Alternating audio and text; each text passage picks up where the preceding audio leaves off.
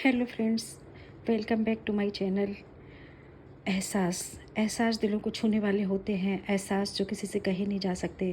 तो मैं अपने एहसास में आज एक कहानी आपके लिए लेकर आई हूँ। अगर कहानी पसंद आए तो लाइक कमेंट शेयर कीजिएगा और मेरे चैनल को भी सब्सक्राइब कीजिएगा।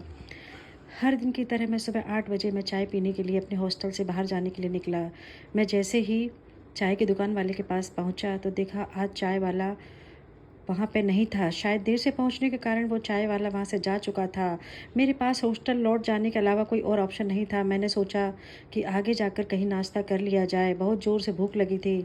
मैं आगे होटल की ओर जा रहा था, तभी मेरी नज़र फुटपाथ पर बैठे 2 बच्चों पर पड़ी। दोनों लगभग 10-12 साल के रहे होंगे। बच्चे की हालत बहुत ख़राब थी और कमज़ोर नज़र आ रहे थे। कमज़ोरी के कारण अस्थि पंजर तक दिखाई दे रहे थे। वे भूखे लग रहे थे। छोटा बच्चा रोते हुए बड़े भाई को खाने के लिए बारे में कह रहा था और बड़ा भाई उसे चुप कराने की कोशिश कर रहा था। वो जानता था ना तो मेरे पास पैसे हैं और ना ही खाने के लिए भोजन जिसमें अपने छोटे भाई के लिए भूख मिटा सकूं। वो लाचार बैठा भूख से पागल हुए जा रहा था। मैं अचानक रुक गया। दौड़ती भागती जिंदगी में एकदम से ठहर से गए। इस मासूम बच्चे की ऐसी हालत देखकर मेरा मन आया कि इनकी भूख को देखकर मेरा भूख ख़त्म सा हो गया। सोचा इन्हें कुछ पैसे दे दिया जाए और इन्हें 10 रुपये देकर आगे बढ़ गया। जैसे ही मैं आगे बढ़ा मेरे मन में एक विचार आया, कितना कंजूस हूँ मैं, 10 रुपये में क्या मिलेगा? चाय तक ढंग से नहीं मिलती।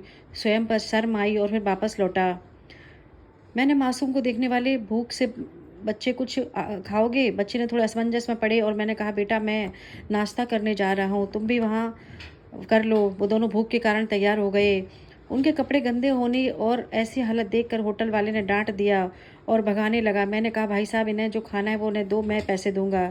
मेरी बातें सुनकर होटल वाले ने आश्चर्य से मेरी ओर देखा। उनकी आंखों में उनके बर्ताव के लिए शर्म साफ दिखाई दे रही थी। बच्चों ने नाश्ता, मिठाई व लस्सी मांगी। सेल्फ सर्विस के कारण मैंने नाश्ता बच्चों को लेकर दिया। बच्चे जब खाने लगे तो उनके चेहरे की खुशी देखकर मेरे चेहरे पे भी स्माइल आ गई।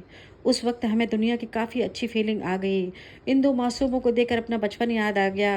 होटल से निकलने के बाद मैंने बच्चों से कहा बेटा मैंने पैसे तो दिए हैं, उसमें 10 और 20 रुपये 2 रुपये का शैम्पू लेकर हैंडपंप के पास नहा लेना और फिर दोपहर या शाम का खाना पास के मंदिर में चलने वाले लंगर में खा लेना। और नाश्ते के पैसे देकर मैं अपनी दौड़ती दिनचर्या की ओर बढ़ निकला।